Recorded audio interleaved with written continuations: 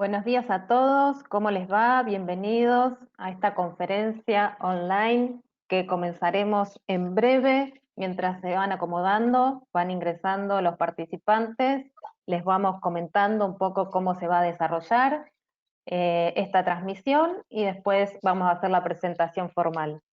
En esta sala virtual ustedes tienen la posibilidad, van a escuchar al conferencista durante 40 minutos aproximadamente, y después tienen la posibilidad de hacer preguntas, las pueden hacer por escrito, hay un chat de preguntas, un box de preguntas y también pueden hacer un chat, pueden escribir en el margen derecho, tienen ahí una barra de herramientas donde pueden ir escribiendo. Así que vamos a comenzar. Bienvenidos entonces a esta conferencia online que tiene como título una pregunta, un interrogante, a partir del cual abordaremos este tema, si existe un mapa de rutas para el sector agropecuario post-COVID-19, a cargo de Daniel Werner, director de proyectos y misiones especiales en el Departamento de Comercio Exterior y Cooperación Internacional del Ministerio de Agricultura y Desarrollo Rural de Israel. Esta conferencia está organizada por Agrotraining de Ecuador y Baum Comunicación de Argentina, auspiciada por AXO, que es la Asociación de Ganaderos de la Sierra y Oriente de Ecuador, por Bertotti Producciones y Asociación Civil Río Paraná, también ambos de Argentina. Así que, si les parece bien, para comenzar a tiempo, vamos a saludar a Daniel. Bienvenido, Daniel. ¿Cómo estás? Bien, mucho gusto. Espero que no les haya despertado de la siesta. Yo entiendo que hay problemas con los horarios, pero si lo hacemos más tarde, aquí se hace ya muy de noche y como saben, hay que seguir trabajando. No me toman en cuenta que trabajé horas extras, así que con gusto la próxima vez intentaré hacerlo en un horario más cómodo para todos ustedes. Cuando ustedes estén listos, podemos empezar. Yo lo que propondría es empezar. Puede haber, por lo que probamos anteriormente, una pequeña demora entre la aparición del slide y de lo que yo explico. Así que cualquier cosa por el chat hagan saber eso, y de esa manera yo voy a tratar de coordinar mejor. Esperemos que el problema técnico se vaya solucionando en los próximos minutos, pero si no, vamos a tratar de manejarlo de esta manera. Cuando ustedes me digan, podemos empezar. Antes, una cosita más, agradecerles a todos el estar presentes. Para mí es un placer, un verdadero placer poder compartir con ustedes algunos pensamientos acerca de lo que va a pasar en la agricultura en el periodo post-COVID, que desgraciadamente no lo vemos muy cercano, pero va a llegar, hay que tener esperanzas. Es para mí un verdadero honor en Argentina y en Ecuador poder transmitir estas cosas, y por supuesto siempre dispuesto a ayudarlos. Muy bien, Daniel, te agradezco. Como bien decís, vamos a estar atentos al chat y a las preguntas por si tienen algún problema técnico, y después se lo pasaremos a Daniel o si tienen alguna pregunta. Así que, si les parece bien, yo voy a apagar la cámara y vamos a dar por comienzo esta conferencia. Solamente si me pueden decir si ya están viendo el primer slide, alegría. Alegría, ¿nos ayudás a ver si lo ven bien? Sí, correcto. Ok, bueno, entonces comienzo. De lo que decidí hablar un poco hoy es acerca de la posibilidad de encontrar un verdadero mapa de rutas para el sector agropecuario. Si bien el sector agropecuario no ha tenido un fuerte descenso en sus ritmos de trabajo, vamos a ver eso durante la charla que vamos a tener, por ser un sector de alta importancia en momentos como el que estamos viviendo de pandemia. De cualquier manera, algunas de las partes de la cadena que constituyen este sector se vieron afectadas, y no sabemos exactamente qué va a pasar luego en lo que llamamos el periodo post-COVID o post-corona. Vamos a hablar de algunos temas que son las características del sector y cómo el virus puede influenciar, no solamente ejemplos de América Latina, sino ejemplos generales que ya han ocurrido y que tienen importancia, unos escenarios futuros. Vamos a tomar solamente unos minutos para mostrarles un caso de estudio, que es la lechería, que es muy particular debido a las características de la producción lechera. Hablaremos un poco de exportaciones e importaciones. En América Latina sabemos que la mayoría de los países son países exportadores de alimentos en muchos casos. Vamos a hablar un poco de lo que ha pasado aquí en Israel o lo que está pasando y cómo Israel o la agricultura israelí se enfrentó y se está enfrentando al virus. Y por último, como toda conferencia, vamos a dar algunos posibles caminos a seguir o dónde acentuar las cosas para poder ver si aprendimos o podemos aprender algo de todo lo que hoy en día en la red existe. La crisis del coronavirus nos agarró un poco como una especie de tsunami que afectó no a un sector como fue la famosa crisis del SARS en China, en donde estaba realmente controlado en una zona determinada en el sudeste asiático. Esto se dispersó por todo el mundo y por lo tanto lo que ocurre hoy en día, y vamos a hablar también de eso más adelante, es que el proceso de globalización se ve representado por algo muy increíble. Si un chino estornuda, en Ecuador o en Argentina se van a empezar a preocupar porque no sabemos a qué podemos o a dónde podemos llegar debido a ese tipo de reacciones. Desgraciadamente, las perspectivas mundiales del Producto Bruto Interno de los países, de todos los países, y lo vamos a ver también, son bastante desalentadoras. Y desgraciadamente, hasta el encontrar una vacuna, que se está hablando en los casos más optimistas a fines del 2020 y principios del 2021, pero ustedes piensen que eso se tiene que dispersar por todo el mundo y por lo tanto seguramente vamos a estar muy entrados en el 2021 hasta que podamos decir que todo el mundo tiene acceso a la posible vacuna, que tampoco sabemos todavía la real efectividad. Y por último, hay que tener en cuenta que si bien la agricultura es importante, lo más importante que los gobiernos se han fijado hasta el momento es la prioridad de evitar pérdidas de vida. Y eso tenemos que tenerlo en cuenta porque en definitiva es lo que nos está llevando un poco a las decisiones que toman los gobiernos de dejar a la población en confinamiento, y si bien la parte económica se ve muy dañada, aparentemente la única solución para detener la mortalidad que produce este virus es la del distanciamiento social. Entonces nos preguntamos, ¿qué impacto tiene el virus en la industria agrícola y qué impacto puede tener en lo que nos queda del 2020? Y yo me atrevería a decir que ya el pronóstico es bien entrado el 2021. Por supuesto va a depender de algunos factores, como dije, de la vacuna, pero podemos hablar que el impacto va a llegar más allá de los fines del presente año. Hablamos de algo interesante, hablamos de una cadena que en definitiva representa una actividad que se ve representada por una cadena. Ahora, la actividad que estamos hablando no es tan simple de detener y la pregunta es ¿por qué no es tan simple? Primero, porque estamos hablando, a diferencia de otras cadenas de distribución, de cadenas de distribución de en muchos casos de productos perecederos, que dependen de sofisticadas cadenas logísticas que deben conservar los alimentos a frío determinado, tienen una vida determinada, una vida de anaquel, y por lo tanto, como una lata de alguna otra cosa, o como un aceite para un automóvil, que puede durar una semana más o una semana menos la llegada al lugar donde donde se va a comercializar.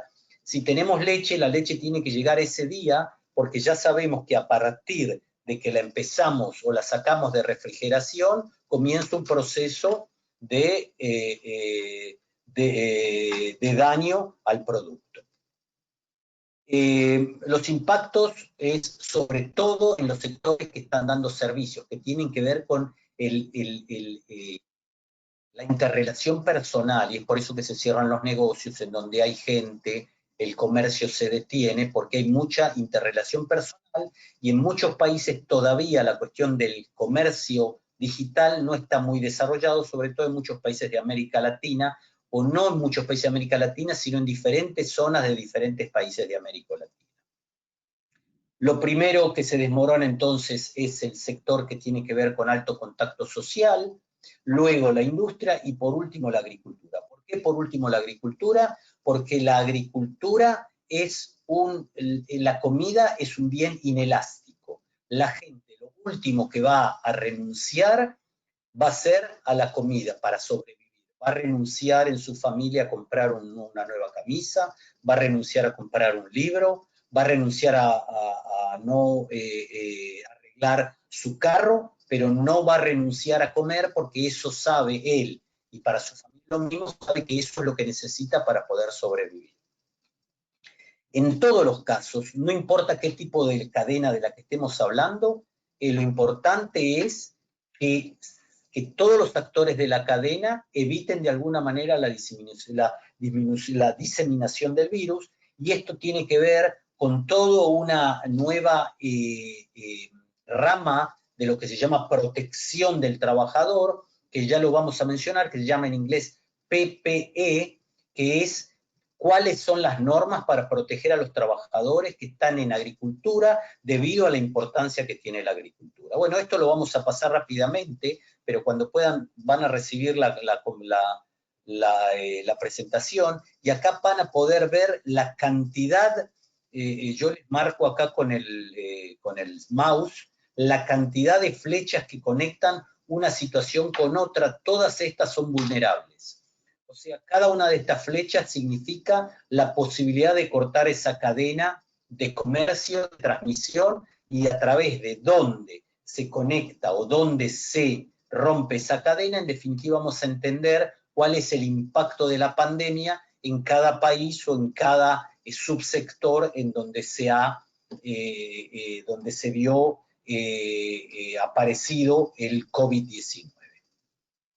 Vamos a dar algunos ejemplos. El primero es uno muy sencillo. China es el primer país donde se declaró la pandemia, si bien ahora, de acuerdo a los datos oficiales de China, se está saliendo y está controlado, pero lo importante es entender, por ejemplo, que China es el mayor productor de fosfato en el mundo y es un gran productor de ingredientes farmacéuticos que tienen que ver con muchas de las medicinas que usamos en la producción animal. Esto significa que si China está cerrada, o si China decidió no entrar en algún puerto, no va a llegar fosfato.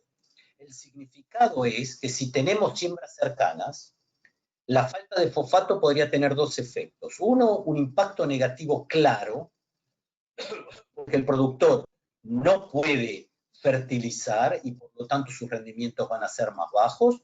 Y el segundo impacto, que es el resultado directo de este primero, es que va a existir una mayor presión sobre los márgenes del agronegocio, y en muchos casos en donde no se fertiliza, muchas veces los rendimientos no son económicos y por lo tanto el productor puede llegar a decidir no sembrar, y por lo tanto ese producto probablemente esté en escasez en el mercado o simplemente desaparezca.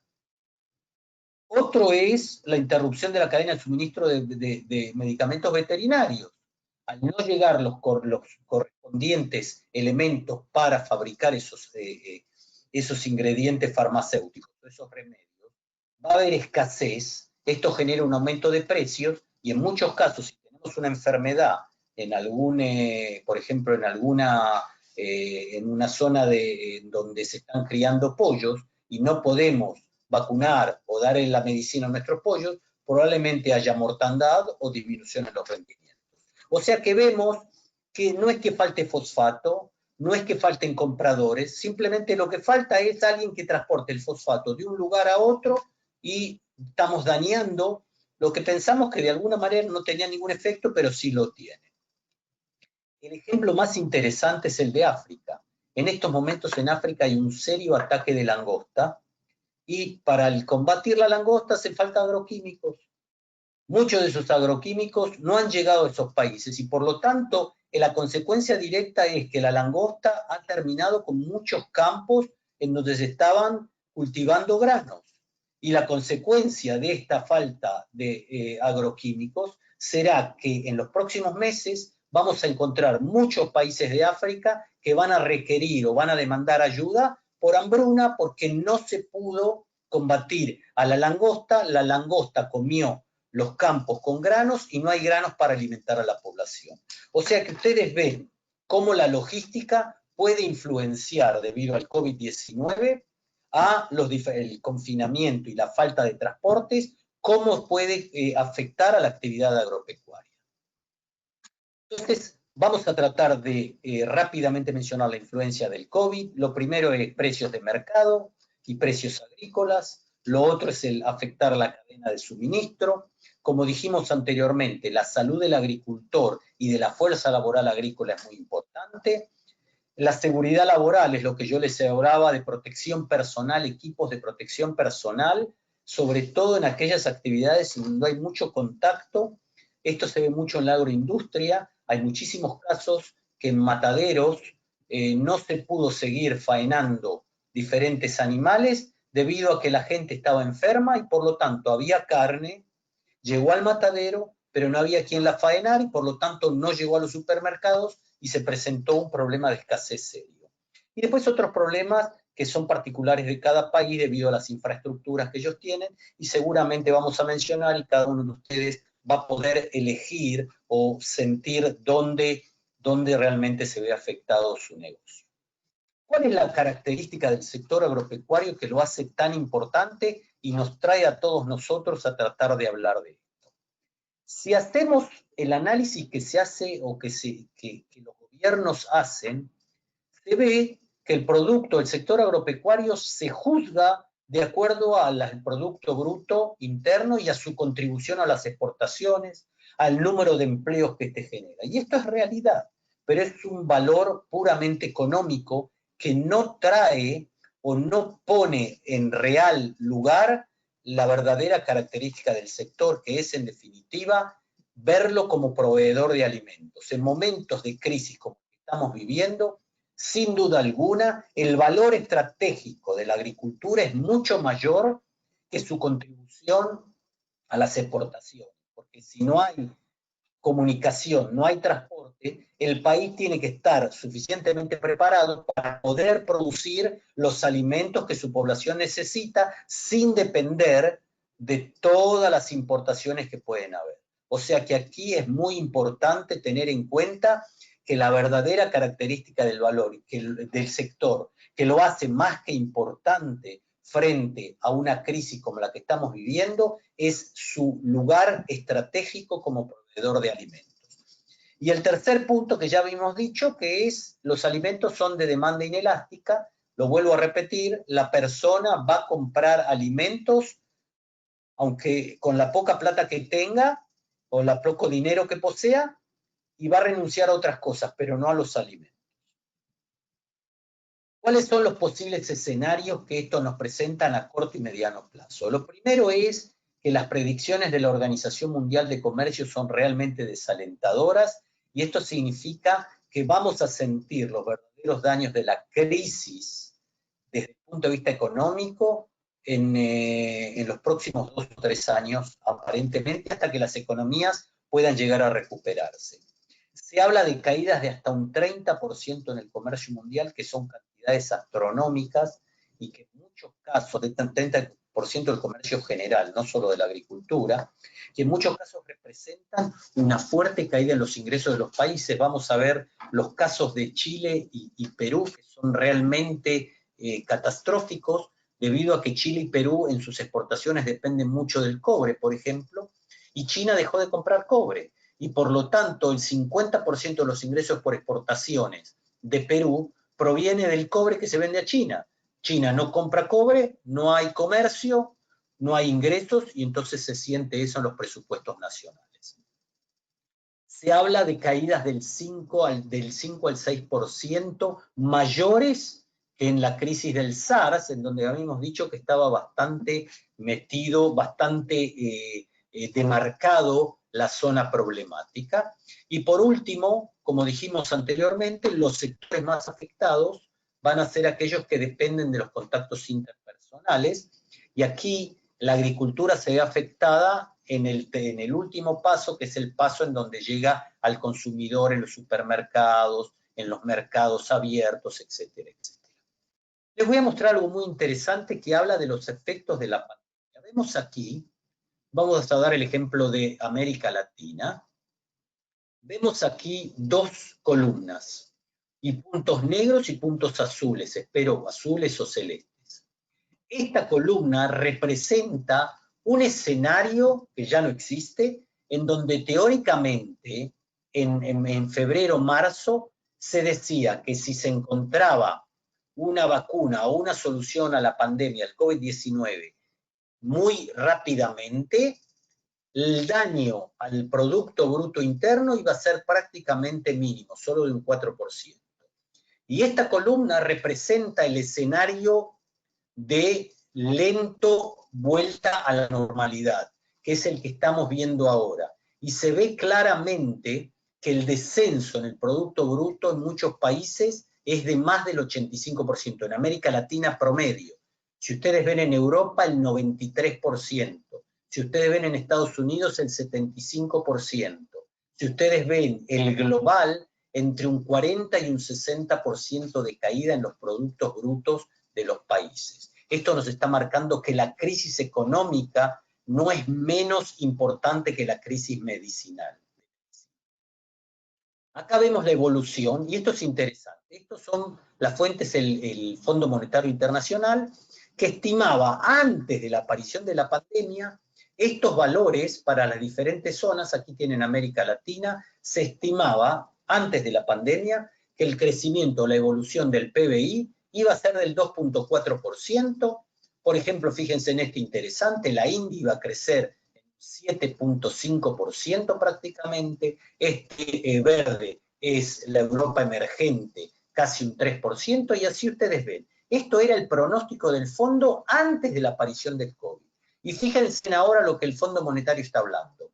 Todas esas proyecciones, ninguna se dio, son todas negativas, y vemos, por ejemplo, en la zona del euro una caída, de acuerdo al Fondo Monetario, del 7.5%. Esto eran datos de mayo, ahora son quizás mayores.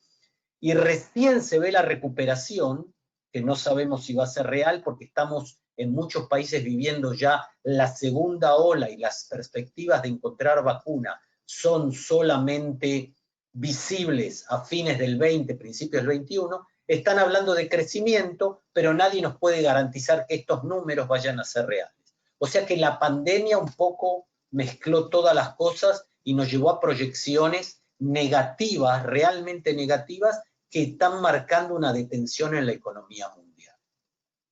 Esto es lo que pasó en América Latina, datos de la CEPAL.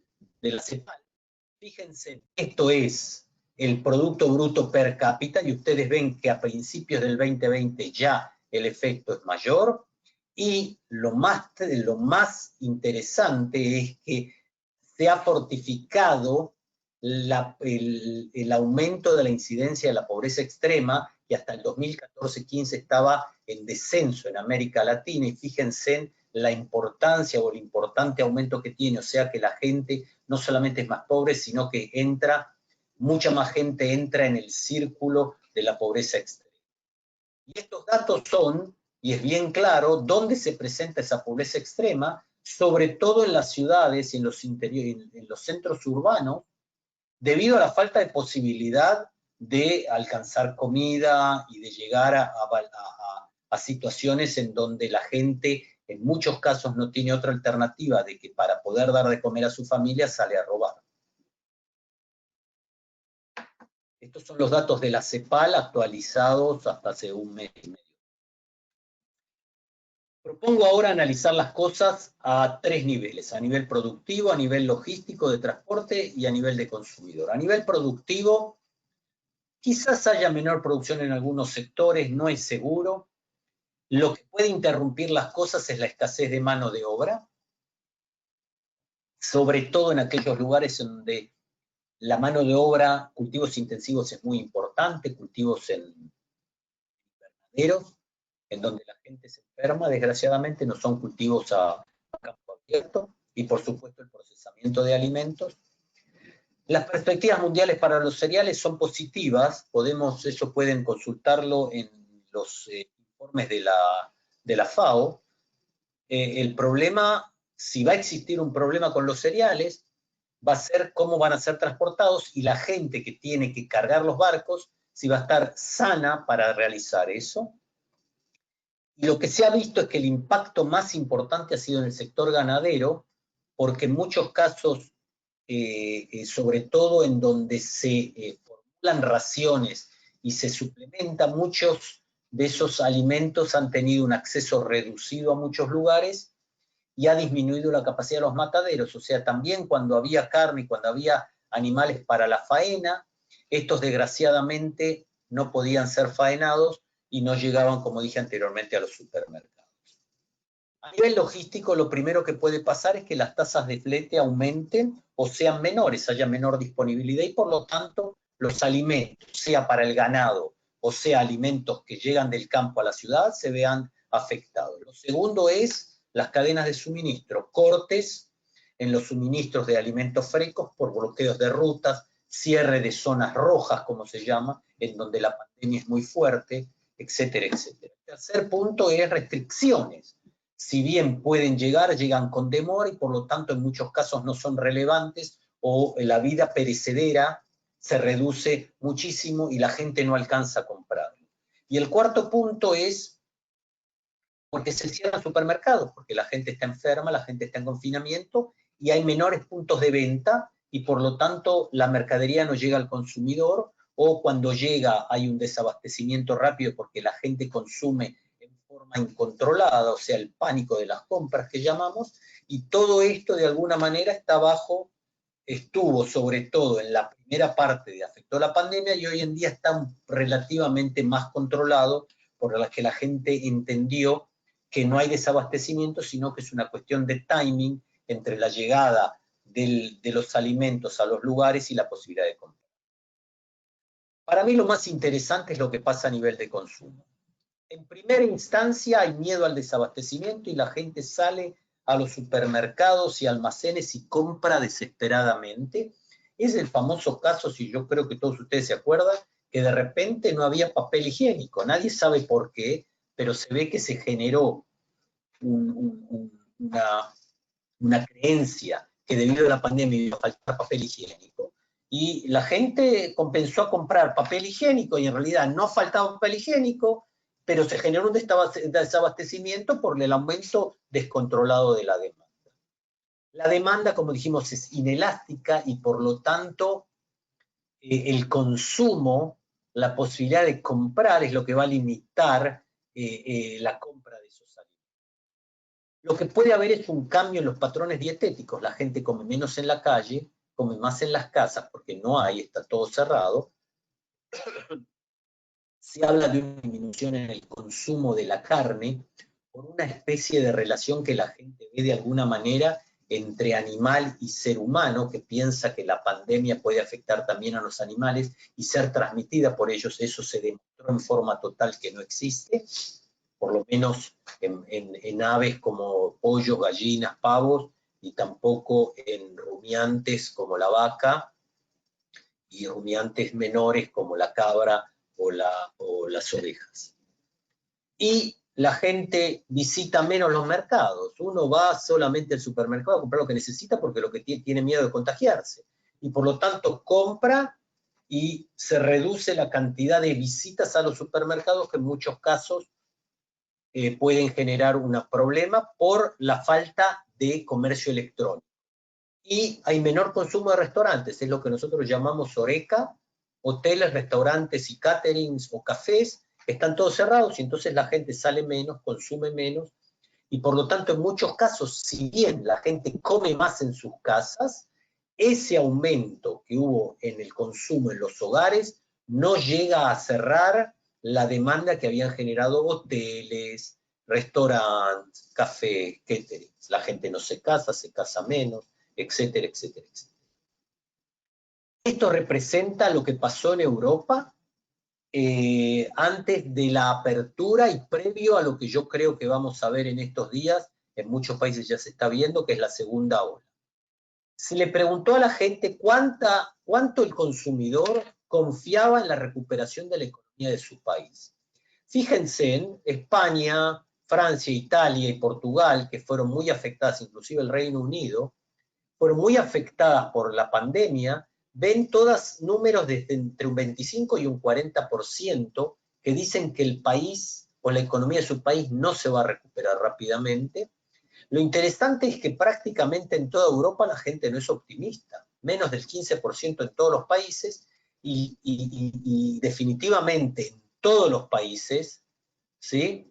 La gente no tiene opinión. Pero si observamos la conducta y lo que se preguntó aquí a la gente es ¿cuánto usted, que está viendo lo que está pasando, va a reducir su consumo? ¿Cuánto va a consumir lo mismo? ¿Y cuánto va a aumentar el consumo? Y fíjense, esto es, si bien ellos no confiaban en su economía y no estaban seguros que la economía iba a ser, el comportamiento del productor, del consumidor, es que prácticamente el 50% en todos los países que se consultaron, excepto algunos que son un poco menos, pero 30% es también mucho, van a reducir sus compras prácticamente entre un 50, entre un 60 y entre un 50 y un 70%, perdón, entre un 20 y un 30% de la gente en promedio, ¿sí? Hay otros países que mucho más. No van a aumentar ni disminuir, pero fíjense, nadie va a aumentar su consumo. Prácticamente menos del 10%, en algunos países prácticamente el consumo va a ser igual o menor. O sea que la conducta del consumidor nos está mostrando que desgraciadamente al estar desocupado o cerrado, teme por el dinero que va a poder tener y empieza a ahorrar dinero y empieza a reducir sus gastos, y esto se refleja también en el tipo de alimento que va a comprar, y eso lo vamos a ver. Vamos a ver entonces el caso de la producción lechera. Según la FAO, datos de junio, la producción de leche se muestra resiliente.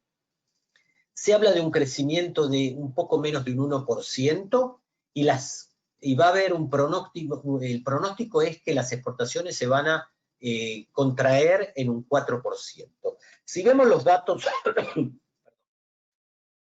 si vemos los datos de Argentina, en el caso de la lechería, Argentina es uno de los países en donde mayor cantidad de los mayores productores de leche en el mundo, se va a ver que la línea de producción sigue en aumento, y lo que pasó en Argentina es que la pandemia los agarró cuando la producción teóricamente en Argentina está bajando debido a la estación del año, y se supone que saliendo de la pandemia la producción de Argentina va a aumentar, y por lo tanto la oferta de Argentina en el mercado va a ser más relevante que de otros países del hemisferio norte. Se habla, fíjense, en disminuciones en los precios de casi un 7.5%, siguió una disminución de casi un 20% en los precios en relación al año pasado, y todos los productos lácteos han disminuido debido a una menor demanda y aumento de oferta. Aquí no voy a entrar en detalles, pero ustedes están viendo, cada una de estas curvas que estoy marcando son diferentes commodities. Estos son los productos lácteos, esta es la carne, estos son los cereales, perdón, los amarillos son los cereales y los verdes son los aceites vegetales. Y estamos viendo que la estimación es que para mayo-junio todos los precios van a disminuir. Aquí se ve claramente la tendencia mundial en la baja de precio de los productos lácteos. Esto es lo que está pasando en Argentina específicamente, pero se ve que debido a la distorsión que hay en los valores de las monedas, se ve claramente que en pesos argentinos el productor recibe más dinero, pero si lo comparamos con otros países, el precio es si lo comparamos en euros o en dólares, el precio es muy bajo. Acá ustedes están viendo rápidamente la producción, como está subiendo en Argentina, y teóricamente va a entrar en la época en donde el hemisferio norte produce menos calor debido a que estamos en verano y por lo tanto las vacas disminuyen su producción. Y aquí los precios comparativos entre Argentina y la Unión Europea, en donde Argentina tiene un bajo precio, lo que lo permite es competir con otros países en el mercado internacional. Ahora, ¿cuál es el verdadero problema de la producción láctea? A diferencia de otros productos, nunca se deja de producir. Hay que ordeñar a la vaca todos los días. Las soluciones van, o sea, si ordeñamos y no podemos vender la leche, van desde pagarle a los productores para que ellos bajen sus volúmenes de leche, de producción, o sea, que vendan vacas y las sacrifiquen, o que con esa leche rieguen campos, como pasó en Holanda. Y en muchos casos las industrias lácteas compran o aumentan los stocks de quesos que pueden ser mantenidos más que la leche, que la vida de anaquel es mucho más alta. Entonces, lo que hay que hacer es, en general, se crearon medidas en Europa sobre todo que trataron de limitar lo que llamamos el dumping, o sea, el tirar la leche y garantizar a los productores y a los procesadores que se mantengan en el negocio para cuando la crisis termine. O sea, hay que tratar de no eliminar los atos, que es lo más sencillo de realizar, porque seguramente se espera una recuperación luego del COVID, donde la demanda se recupere. Las consecuencias fueron que se redujeron las exportaciones, se cayó el precio, como vieron antes, y lo que ocurre muy sencillamente es que el productor, el consumidor compra cosas de menor valor agregado, no compra, por ejemplo, quesos boutique, lo que llamamos, sino que compra quesos sencillos, compra la mantequilla básica para hacer los sándwiches a los hijos y no compra cosas o yogures especiales con frutas que los precios son muy altos. En Europa se vio que todos los productos de denominación de origen prácticamente bajaron en forma drástica, más de un 70-80%, que son los productos caros, y la gente empezó a consumir leche UHT, debido a que la puede conservar más tiempo en su casa, y por lo tanto es una forma de prever posibles desabastecimientos, si es que iban a existir, de leche a mediano plazo, y queso en barra, que es el queso más barato, como para mantener la dieta básica y no ir a cosas más caras. Y como dije anteriormente, productos en denominación en origen han bajado.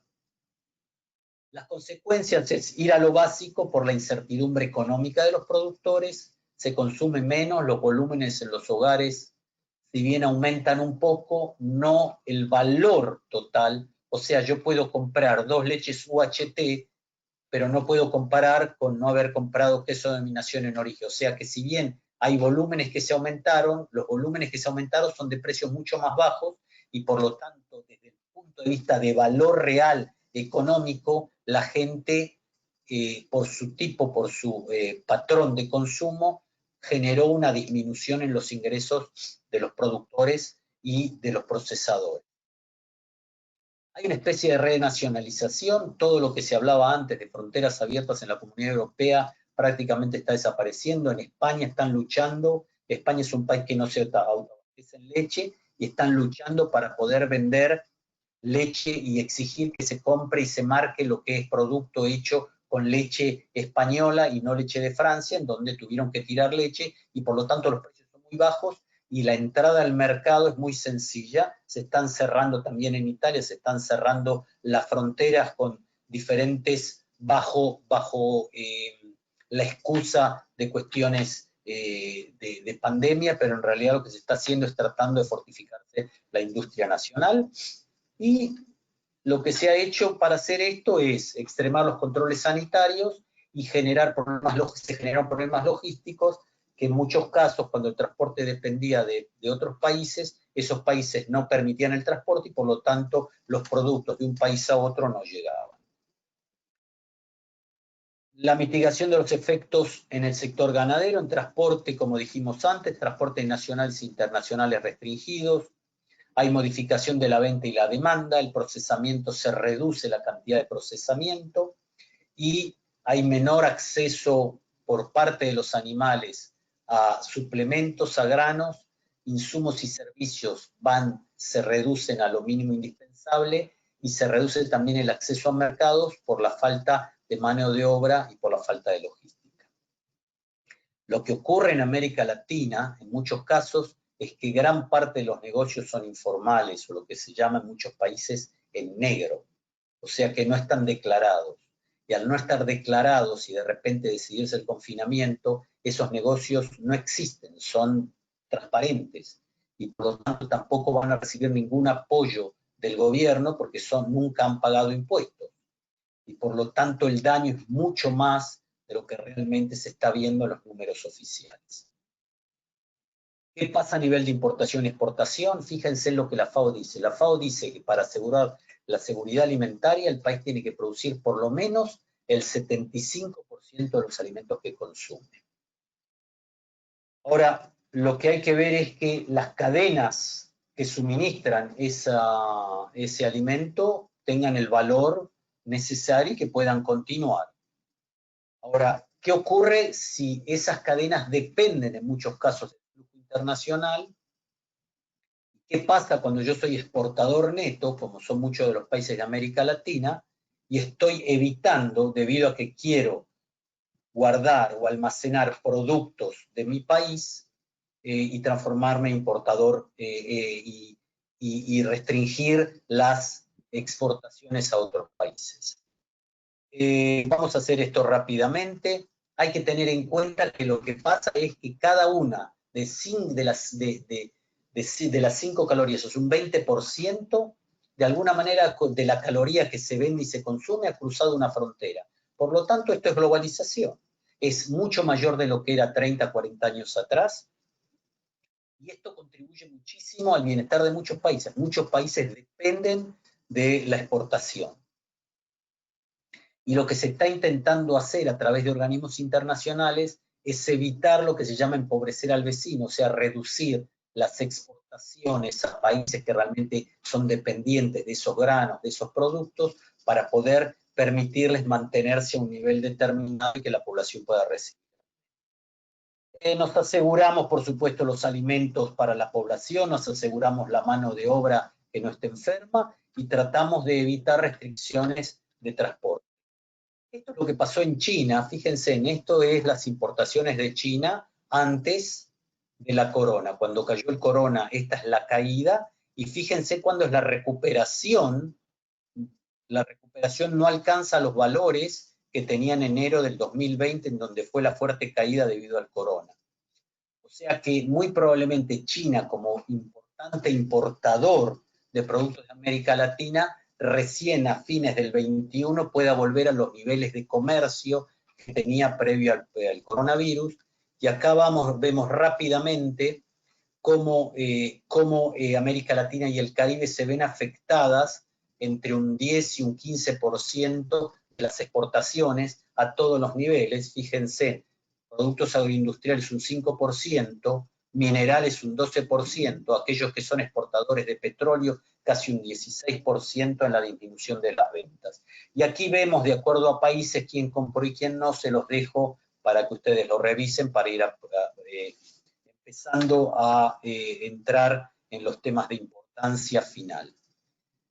¿Qué aseguramos como países productores? Debemos asegurarnos continuidad en el abastecimiento, promover consumo responsable, o sea, hacer campañas para que la gente entienda que no va a haber desabastecimiento, asegurarnos que las fuentes de distribución, que los centros de distribución y compra sean ordenados y que la gente pueda llegar en todo momento. Y algo muy importante que en América Latina se está recién empezando a tratar es reducir las pérdidas post cosecha. Hay países en América Latina que las pérdidas post cosecha llegan a un 50%, o sea que del 50% de productos que cosechamos, del 100%, el 50% no llega a las redes de distribución.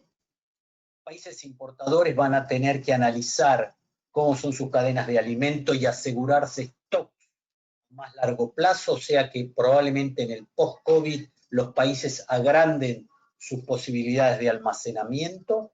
Por supuesto, va a tener que acomodarse a los nuevos hábitos de consumo que van a existir, y el gran problema es que no hay ninguna hoja de ruta porque no sabemos cuándo esto se va a terminar. ¿Qué pasó con la agricultura israelí? Prácticamente en primera instancia se cerraron las fronteras y se generó lo que se entendió como principal problema, que era asegurar a la población el alimento. Esto se hizo a pesar de las fronteras cerradas. Se manejaron muy bien en la primera ola los stocks, pero el gran problema de la agricultura israelí fue este. Fíjense, Más del 65% de los agricultores tiene 55 años o más y solo el 1, 35 años o menos. Esto significa que la gran parte de los productores eran población de riesgo. Y esto significó rápidamente disminución en las plantaciones de frutales, disminución en los rendimientos, porque la gente debía, los agricultores eran adultos y debían tener el doble de precaución que gente joven, que la tendencia a cuando se enferma del virus es menos crítico. Por supuesto, lo que se hizo se reconoció a la agricultura como un sector esencial, se aumentaron los volúmenes de reserva, se dictaron normas de trabajo, lo que hablábamos antes, para asegurar la salud del productor y de sus trabajadores. Hay en Israel unos 25.000 trabajadores extranjeros que aseguran en las zonas intensivas su trabajo, se les alargó el periodo o el permiso de permanencia en Israel porque no podían dar, y cuando existió desabastecimiento de productos específicos se solucionó en forma puntual. El famoso caso fue que faltaban huevos en Israel y rápidamente se dio solución a ese problema, manejando mejor los stocks y tratando de encontrar en el mercado internacional oferta de... ¿Dónde Israel puede aportar soluciones? Ustedes fíjense, yo esto se los dejo a ustedes para que vean, pero realmente a todo nivel, en donde ahora existe una necesidad de manejar las fincas en momentos en donde hay corona a control remoto, todos los sensores, toda la robótica, toda la mecanización toman una importancia muchísimo más. Las plataformas de agronegocios y de e-commerce toman mayor importancia. Y en el caso del que hablábamos antes, tecnologías que tienen que ver con la post cosecha, sin duda alguna van a tener que ser los temas que los gobiernos y los ministerios de Agricultura de cada uno de los países en América Latina pongan mayor atención. Yo pienso que en este marco de dificultades, la crisis hoy en día nos presenta desafíos, pero también puede abrirnos oportunidad. No es el final de la globalización, va a existir, pero va a cambiar. Como dije anteriormente, cuando un chino estornude, nos vamos a preocupar en otras partes porque tenemos miedo que haya problemas. Pero lo que casi es seguro es que las barreras sanitarias y sociales van a ser más estrictas y el mundo entra en algo que yo diría se puede definir con lo que yo llamo credibilidad sanitaria. O sea, nuevas normas sanitarias y de trazabilidad para asegurarse que todos los alimentos, de dónde vienen, qué procesos han tenido y que nos aseguremos la limpieza y la sanidad de los mismos. Van a haber muchas más auditorías, mucho más estrictas entre países que comercializan, controles estrictos de barcos, de transportes internacionales que no permitan el transporte de personas y de productos que tengan algún problema. La trazabilidad va a ser algo de extremada importancia. Los países van a favorecer, espero yo, el consumo de los productos hechos en Israel. La primera norma que tomó el ministro de Agricultura israelí, que ingresó a trabajar hace 2 meses, fue tratar de señalizar los productos que se producían en Israel, de agricultura israelí, con alguna etiqueta. O sea, darle preferencia a la producción interna. Las exigencias para importar van a ser mayores y, por supuesto, cada productor va a tener que buscar frente a los gremios a los que pertenece cómo se va a poder promover la producción y el consumo de esos productos. Vamos a tener que garantizar a los productores que nuestros alimentos son sanos, a pesar de que corona y eso no hay relación, pero de cualquier manera se está viendo que la cuestión de credibilidad sanitaria es algo que el consumidor ha empezado a exigir.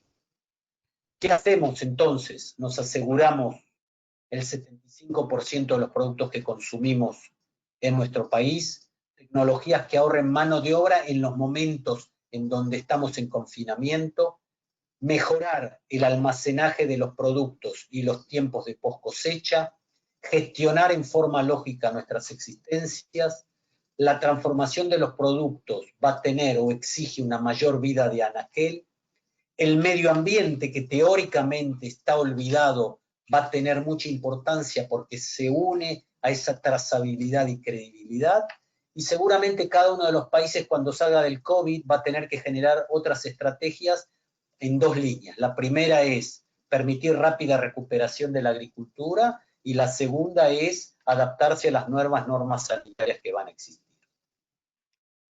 ¿Cómo hicimos esto en Israel? En Israel, desde los años 50 del siglo pasado, se invirtió en capital humano, en infraestructuras, en tecnología, en organización de cadenas de valor, pero las dos cosas más importantes, y es lo que yo invito a los diferentes gobiernos a realizar, es invertir en educación y capacitación del productor y en investigación y desarrollo adaptado a las necesidades de cada uno de los países. Bueno, esto es todo. Espero no haberlos aburrido, y por supuesto si va a haber preguntas, con mucho gusto las voy a tratar de contestar. Gracias. Bien, Daniel, muchas gracias. Si hay alguna pregunta, nos pueden escribir en el chat, ahí donde nosotros estuvimos saludando antes. Podemos ir leyendo si hay alguna duda. Vamos a esperar un minutito. Sí estaban escribiendo antes, te cuento, Daniel, muy interesante el tema de la producción interna, de la trazabilidad, como temas, no son innovadores, pero es un poco para volver al eje de la conversación y de por dónde va a ir un poco la producción. A ver. Bueno, acá te preguntan si te parece que va a haber algún tipo de certificación nueva, global, que tenga que ver específicamente con el COVID.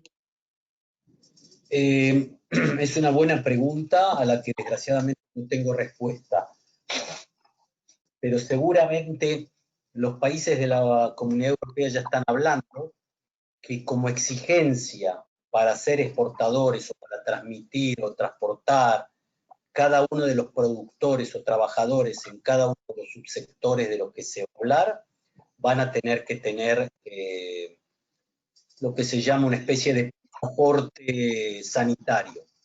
Se está hablando muy claramente, por ejemplo, voy a dar un ejemplo que quizás parezca algo que no tiene mucho que ver con lo que pasa en Ecuador y en Argentina, pero por ejemplo en Alemania, esta época ya se está terminando, la época de la cosecha del espárrago. El espárrago en una zona de Alemania es muy famoso por la calidad, el gusto, etcétera, etcétera. Es un sector de la agricultura que tiene mucho ingreso y que mantiene a muchas familias en una zona específica. La cosecha de espárrago exige mucha mano de obra. Y esa mano de obra llega de países no de Alemania, son trabajadores extranjeros que vienen de otros países de Europa de menor nivel económico, como Rumania, Polonia, Montenegro, y desgraciadamente las fronteras de esos países, la gente, desde el punto de vista de lo que se llama, son países afectados por la pandemia, que no son considerados países verdes, o sea, libres de COVID, y la gente no puede llegar. Entonces, hay pérdidas muy importantes de eso. O sea que para trabajar no solo va a ser importante asegurarse las cosechas y el tratamiento y la trazabilidad, sino que también vamos a tener que tener en cuenta qué pasa con la gente que está trabajando. Eso es lo que yo creo, es lo que yo llamo credibilidad sanitaria, que es una especie de conjunción entre lo que el producto agrícola o agropecuario exige y lo que el productor aporta o es parte del proceso o de la cadena de producción. Por supuesto, ni hablar de toda la cuestión logística. Todos los conductores, toda esa gente va a tener que tener sin duda alguna bastante, seguramente va a necesitar certificados libres de COVID, y el transporte y el paso de fronteras va a ser algo más complicado de lo que era hasta hace medio año atrás. ¿Algún ejemplo tenés hablabas de la robótica y todo lo que tiene que ver con la tecnología dentro de la producción, que nos puedas decir que pueda servir tanto a ambos países, Argentina, Ecuador, América Latina, que estamos un poco más atrasados en cuanto a la implementación de tecnología dentro de la producción, que a vos te parezca que ayudó mucho a Israel y que no sería muy difícil de utilizar? Yo creo que el camino, primero también en Argentina y también en Ecuador hay mucha tecnología israelí. Seguramente cuando uno dice tecnología israelí, lo primero que se le ocurre es el río por goteo. No a eso me refiero. Esto ya es algo claro, no hay que promocionarlo, toda la gente sabe los beneficios. Lo que yo creo que en países en donde existe todavía gran importancia a los cultivos extensivos, y donde se hace cada vez más difícil tener personal de confianza y poder manejar toda la finca de miles de hectáreas o de cientos de hectáreas o plantaciones, es tratar de trabajar con sensores y drones que pueden a través de fotografías dar al quien dirige, llevar a esos trabajadores de calidad directamente al punto en donde ellos tienen que solucionar el problema. Muy claro, por ejemplo, que nosotros regamos por goteo. Lo que se ha visto aquí en Israel últimamente es que a través de drones se han hecho fotos especiales y la foto, la sensibilidad de la fotografía llegó a determinar zonas en donde el campo estaba mejor o peor regado y se dieron cuenta que eso era causa de los rendimientos. Teóricamente, si no tenés esos drones, no sabes si estás regando bien o mal en las cantidades, pensás que hay zonas así y zonas de otra manera. Eso permite ajustar un paso más la agricultura, que en países como Ecuador y en Argentina son más extensivas que intensivas.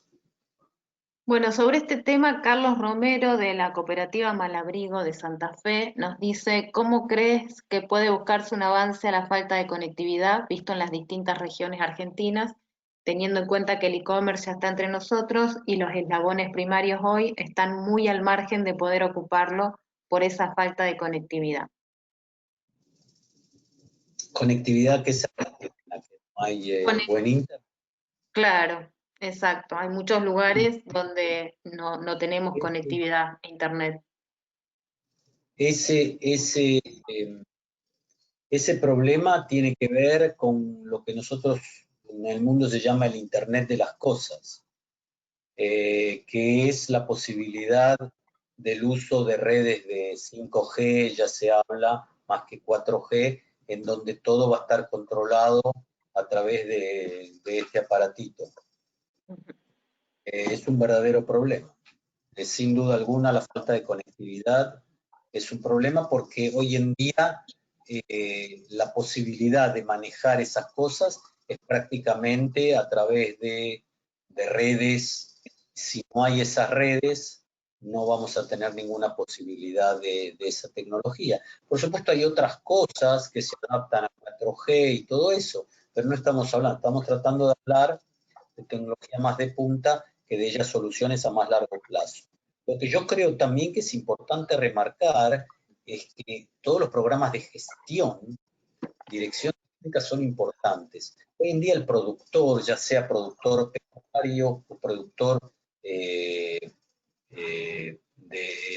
agricultura vegetal, tiene fincas que tienen tantas variables que el anotar en una libreta ya no es sistema, hay que manejarlo y hay que tratar de entender los procesos y tratar de garantizar, pronosticar las situaciones. Hoy en día los sensores que se distribuyen en los campos, el objetivo que tienen es poder anticipar el problema que va a haber. O sea, si vas a tener una enfermedad, es ver a través de la interpretación de los datos cuando vos estás gestionando tu finca, ver que en una zona determinada, debido al color de las hojas o debido a la absorción de determinados minerales o a la conductividad eléctrica del suelo, vos estás se prevé que va a haber un problema y poder disminuir los daños, mitigar los daños de ese problema, que en otra situación lo veríamos solamente cuando ya es daño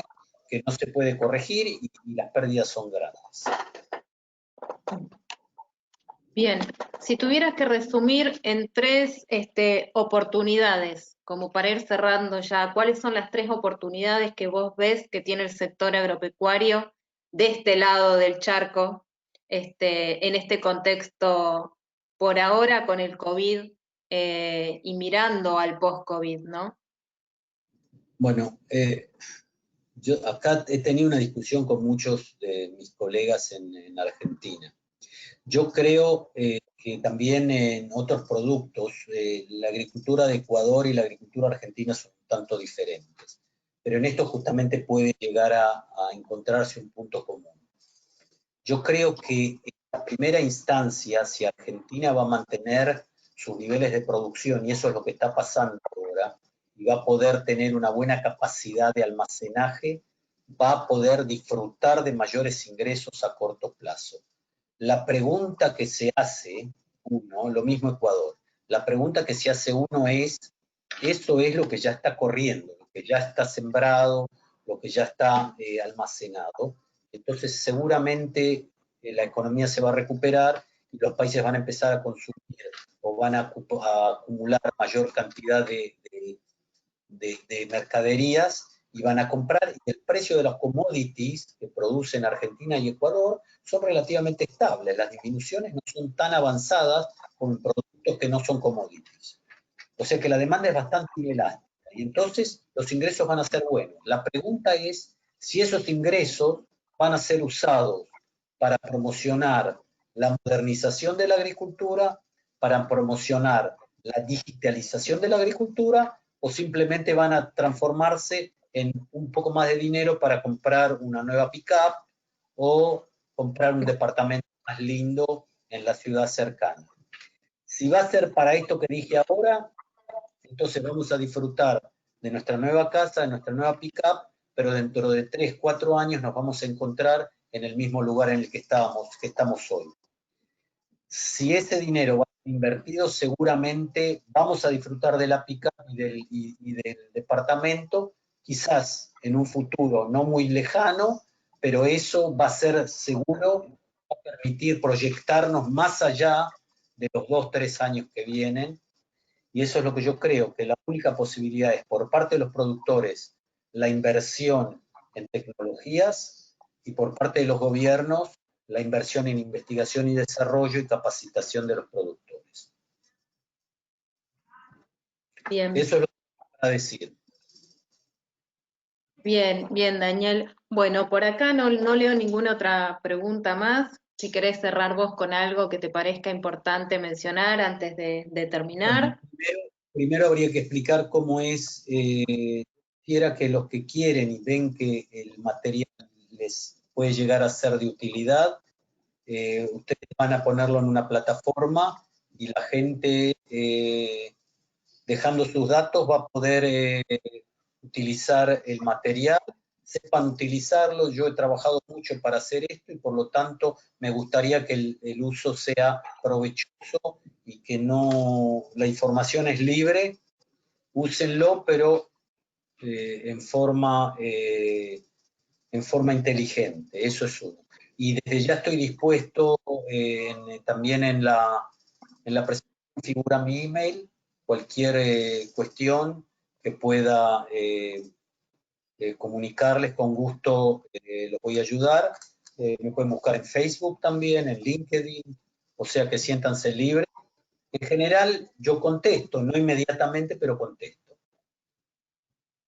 Eso es todo. Bueno, Nuevamente te agradezco a vos, Claudia, que trabajaste tan duro, a Carlos, que trabajó tan duro, alegría en Ecuador, y desde ya lo que necesiten a vuestra disposición.